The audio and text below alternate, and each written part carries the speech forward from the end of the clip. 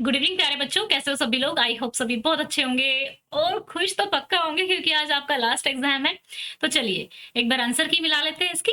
ठीक है, तो चलो स्टार्ट करते हैं आपके फर्स्ट क्वेश्चन से। तो पैराग्राफ तो आप लोगों ने पढ़ ही लिया होगा, मैं डायरेक्टली क्वेश्चन से स्टार्ट कर देती हूँ। ठीक है, तो यहाँ पे दिया हुआ है, in most society that have any glimmering of civilization a person accused of wrongdoing is given at least a nominal chance of proving his innocence. मतलब ऐसा था कि अपनी इनोसेंस प्रूव करने का उसको बहुत ही कम चांस दिया जाता था। ठीक है, तो चलिए अब इसके हम आंसर्स देख लेते हैं। ओके, आ जाइए, चलिए यहाँ पे देखते हैं। हमारा काफी बड़ा पैराग्राफ है। तो England turn by turn came under the rule of, यहाँ पे आपको बताना है। ठीक है, तो हमारा फर्स्ट का हो जाएगा सी। ठीक है, Roman, sections and Normans. The article describe, article किसके बारे में डिस्क्राइब करता है? The development of the system of justice in England. ठीक है, कि इंग्लैंड में किस तरीके से जस्टिस जो है डेवलप हुआ। ठीक है, थर्ड जो है हमारा, study the following statement. Romans were proud of their judicial system. There is not much difference between the Norman and modern system of justice. तो यहाँ पे आप लोगों को बताना है कि कौन सा एक तरीके से जैसे असर्शन रीजनिंग का होता है उसी तरीके का ये क्वेश्चन है आपका। तो थर्ड का हमारा आंसर सी हो जाएगा। जिस भी बच्चे ने लगाया हुआ ठीक लगाया हुआ है ये। ठीक है, तो यहाँ पे मैच करना है, मैच द फॉलोइंग तो काफी इजी रहता है और वैसे भी पैराग्राफ से पढ़ के करना है। तो हमारा फोर्थ का बी ठीक है। ठीक है, अब चलते हैं नेक्स्ट में। फिफ्थ का हमारा यहाँ पे ए ही होगा। ठीक है, A is right and B is wrong. चलते हैं नेक्स्ट क्वेश्चन पे। यहाँ पे देखिए सिक्स क्वेश्चन जो है हमारा ये है, section system of a trial was nobler than that of the Romans. यहाँ पे आपको बताना है, स्टडी करनी है, करेक्ट जो करेक्ट स्टेटमेंट है वो आपको फाइंड आउट करनी है। ठीक है, तो सिक्स का हमारा आंसर आ जाएगा डी। ठीक है, बी एंड डी जो है हमारा आंसर है। अब चलते हैं सेवेंथ पे, स्टडी द फॉलोइंग स्टेटमेंट। यहाँ पे बताना है कि ए और बी ऑप्शन में से, earlier England comprise small villages each with a small population. Crimes like cheating and fraud were rare. तो बहुत कम होते थे। तो यहाँ पे आंसर हमारा आ जाएगा सेवेंथ का।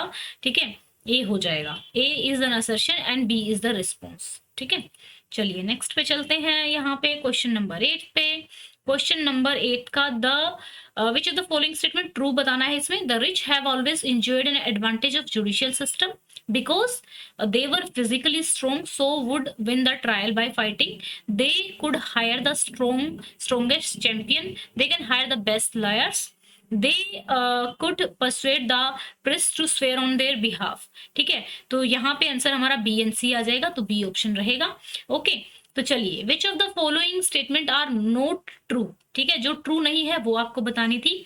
तो यहाँ पे हमारा आंसर बी आ जाएगा। ठीक है, again B and C. Any glimmering of civilization, glimmering in the above expression has been used as a metaphor. glimmering stands for, तो यहाँ पे glimmering किस चीज के लिए स्टैंड होता है? तो आंसर आ जाएगा ग्रेट होप। ठीक है, चलिए नेक्स्ट पे चलते हैं। 11th क्वेश्चन है, यहाँ पे देखिए, read the passage given and complete the statement that follow the choosing the most appropriate option. ठीक है, एनी 6 आपको आंसर देने हैं। यहाँ पे लिखा हुआ एनी 6 देने हैं। Around 194 million birds, 29 million mammalians are thought to be killed each year on a European road according to a new study that has ranked the most vulnerable species. ठीक है, तो यहाँ पे स्पीसीज के प्रोटेक्शन के बारे में ये पैराग्राफ है। तो पहले वाला भी इजी था, यहाँ पे चलते हैं। Study the following statement. Roads are killers for animals, both birds and mammals are killed on the road. Species most killed are necessary the endangered one. तो यहाँ पे 11th का हमारा सी आंसर हो जाएगा। ए एंड बी जो है हमारे दोनों करेक्ट है। ठीक है, अब 12th का हमारा आंसर आ जाएगा बी। ठीक है, यहाँ पे B is correct and C is false. ठीक है, बी जो है हमारा करेक्ट है, सी हमारा फॉल्स है, तो ये आंसर हो जाएगा। अब चलते हैं 13th पे फटाफट। While planning roads we should see, यहाँ पे 13th का आपका आंसर ए हो जाएगा, यही आपका ठीक है। Then more mammals than birds are killed on the roads. ठीक है, small animals generally keep away from roads, तो यहाँ पे भी आपको बताना है। तो आंसर हमारा 14th का सी हो जाएगा। ठीक है, 15th का हमारा आ जाएगा again C, both A and B are false. Then 16th का आपका सी रहेगा, आयरनिकल है। 17th का फटाफट आंसर लिख लेते हैं क्योंकि आज तो आप लोगों को खेलने कूदने की ज्यादा जल्दी रहेगी, है ना। 17th का आपका रोड स्किल्स आ जाएगा। 18th का बी रहेगा आपका। ठीक है, तो अब चलते हैं सेक्शन बी में, ग्रामर एंड राइटिंग सेक्शन, चाहे हिंदी हो चाहे इंग्लिश हो, मुझे ग्रामर सेक्शन बहुत ही अच्छा लगता है। तो बच्चा आप लोगों के लिए एक बहुत ही अच्छी चीज़ ये है कि देखो अभी आप लोगों के पास टाइम भी रहेगा, छुट्टियाँ भी रहेंगी, तो कल का दिन है, कॉम्बैट आप दे सकते हैं, ठीक है। कॉम्बैट क्या है, एक तरीके का क्विज है, और अनअकैडमी पे अगर आप इस क्विज में, ठीक है, अच्छा रैंक लेकर आते हैं तो आपको 1 ईयर का प्लस का सब्सक्रिप्शन मिलेगा। आप बिल्कुल फ्री रजिस्टर कर सकते हैं, यानी कि जो ये टेस्ट है आप बिल्कुल फ्री में दे सकते हैं। इसका लिंक जो है मैंने डिस्क्रिप्शन में दिया हुआ है। इंग्लिश और हिंदी दोनों ही मीडियम के बच्चे इसको दे सकते हैं। जब सारे क्वेश्चन हो जाएंगे तो डिटेल में वीडियो सॉल्यूशन मिलेगा आपको। टर्म 2 की तैयारी के लिए ही एक तरीके से ये है, तो आप अपने सिलेबस से इंट्रोड्यूस भी हो सकते हैं और एनसीईआरटी में से ही क्वेश्चन आएंगे। अगर आप 1 करोड़ वर्थ की स्कॉलरशिप जीत सकते हैं, और अगर आप टॉप 25 में आते हैं तो आपको मेरिट सर्टिफिकेट भी मिलेगा। ये हर संडे होता है, तो आप लोगों को 30 क्वेश्चन करने होंगे 45 to 60 मिनट्स में। फ्री रजिस्ट्रेशन है। इंग्लिश और हिंदी मीडियम में 6, 7, 8 का रहेगा 12 बजे, एंड 9, 10 का रहेगा 11 बजे, और 11, 12 का रहेगा 1 बजे, ठीक है। तो यहाँ पे आप देख सकते हैं, आपको कोड लगाना होगा। अगर आप फर्स्ट टाइम अनअकैडमी पे जा रहे हैं, टेस्ट दे रहे हैं, बिल्कुल फ्री होता है, आपको जरूर देना चाहिए। अगर आपका पोजीशन आ जाएगी तो अनअकैडमी का सब्सक्रिप्शन आपको बिल्कुल फ्री में मिलेगा, ठीक है। पूर्णिमा 10 आपको कोड लगाना है, और लिंक डिस्क्रिप्शन में दिया हुआ है। तो चलिए आगे के क्वेश्चन डिस्कस करते हैं अपने, ठीक है। यहाँ पर हम कहाँ पे पहुंच गए थे, एक बार देख लेते हैं। यहाँ पे पहुंचे थे हम 19th क्वेश्चन पे, ग्रामर के पोर्शन पे पहुंचे थे हम। तो ग्रामर में हमारा 18th हो गया क्या? हाँ 18th हो गया। तो 19th का हमारा, I don't see why you should borrow his cycle, ठीक है। You have one of your own, तो 19th का हमारा ए आ जाएगा, ठीक है। ये लगा लेंगे। उसके बाद 20th पे चलते हैं। My family in the China for 5 years now, ठीक है ना। तो मतलब वो कह रहा है कि अभी की भी बात की जा रही है, तो my family has been living, मेरी फैमिली जो है अभी भी चेन्नई में रह रही है, ठीक है। Dash the letter arrive in your absence, would you like me to forward it to you, ठीक है। वो पूछ रहा है कि अगर लेटर जो है तुम्हारे एब्सेंस में आता है तो तुम चाहोगे कि मैं तुम्हें वो फॉरवर्ड कर दूं, ठीक है ना। तो 21 का सी आ जाएगा। शुड द, एक सेकेंड भाई,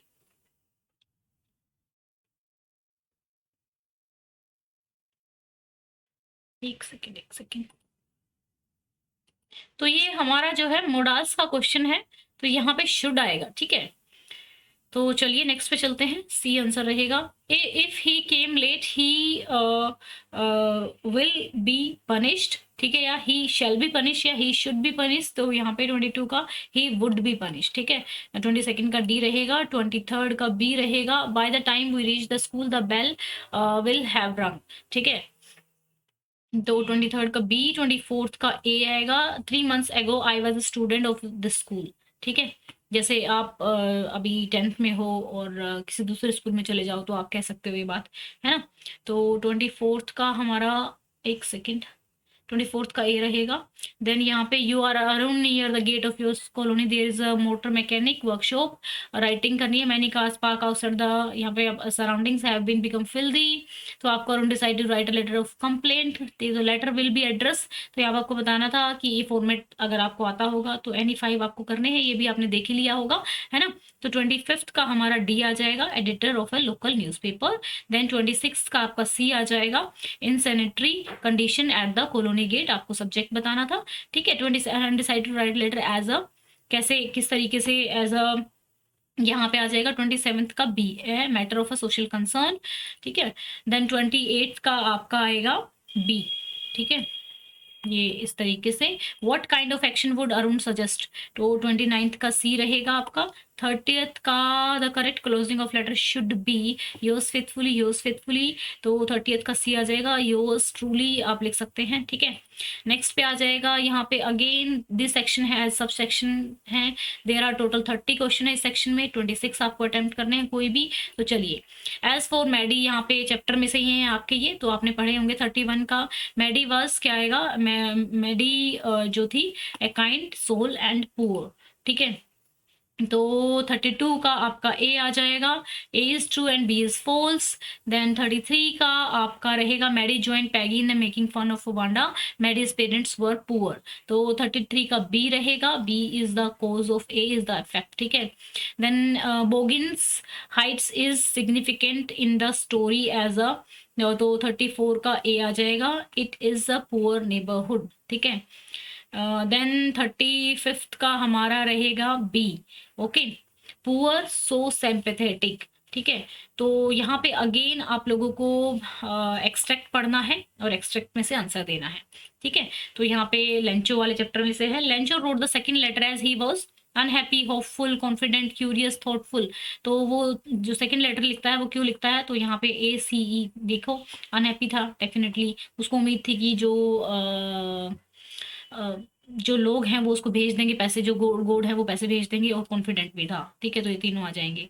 the post master open the letter expecting it, कि वो उसने थैंक किया होगा, ठीक है। 37 का बी आ जाएगा, ओके। 38 का on reading the letter post master was, तो 38 का हमारा बी रहेगा, डिसमेड। The post office employees are bunch of crook, the statement is thoughtful, dismissive, sad, ironic। तो यहाँ पे आपको बताना है 39 का ironic, क्योंकि जो कुछ और ही एक्सपेक्ट कर रहे थे और उसको कुछ और ही मिलता है, ठीक है। 40 find the suitable word from the extract to complete the following. Sanction का मतलब होता है अप्रूव, डिमांड का मतलब क्या होगा, फेल हो गया, वेंट हो गया, रीच हो गया, आस्ट हो गया, ठीक है। तो 40th का हमारा डी आ जाएगा। आस्क का मतलब भी एक तरीके से मतलब कुछ मांगना ही होता है, कुछ डिमांड ही होती है। He should be snarling around house at the jungle's edge, bearing his white fang, his claws, terrorizing the village, but he locked in the concrete cell, his strength behind bars, ठीक है। तो चलिए 41 का रहेगा हमारा B, B is right, A is wrong, okay. अब चलते हैं 42 का आपका आंसर रहेगा डी। 43 का आंसर फटाफट कर लेते हैं, आप लोगों को मिलाना है। 43 का ए, 44 का आपका रहेगा सी यहाँ पे, आयरनी। देन 45th का आपका आंसर रहेगा डी, इग्नोरिंग विजिटर्स। देन 46 का रहेगा आपका यहाँ पे डी अगेन, 47 का भी डी रहेगा, ठीक है। 48 का आपका सी आ जाएगा, ठीक है।